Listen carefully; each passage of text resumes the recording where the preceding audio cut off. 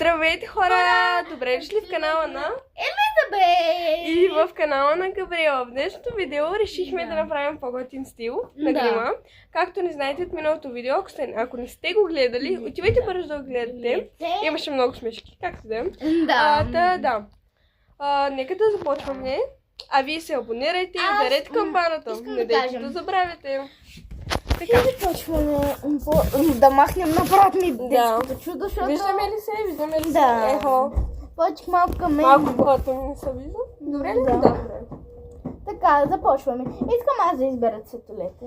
Значи първо си завържи косата, защото ще пречи. Да.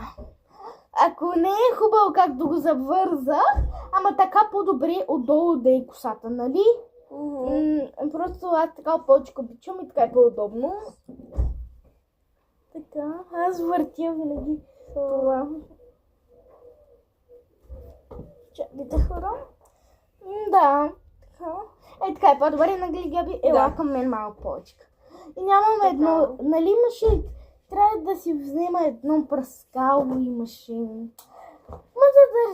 Задържа грима повече. Добре. Аз ще избера. Мисля, започваме с очите. Да, аз първо правя това, което се прави.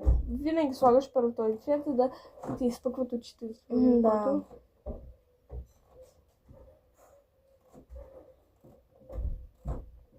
И така, хора. Мисля, как знаете, започвам с този цвят. Да, 0,28. И реших този да е да и засенчва очите. Да, наистина по-добре. Да изпъква на очите. Да, и като сложим другите цветове. Искам като пеперутка да е ста. Аз изпъни очите. Изпъни очите. Точно така. Нещо по-яко, по-цветно. Да. Такива работи, може ли? Искам да започнем първо с такова зелено, мислиш ли? Добре. Не, всъщност няма да е от много по-тъмно, да стане по-светло. Я да пробвам. Не. Искам, виж, по-тъмно зелено. После и да започваме към светли работи, нали? Изпъни очите.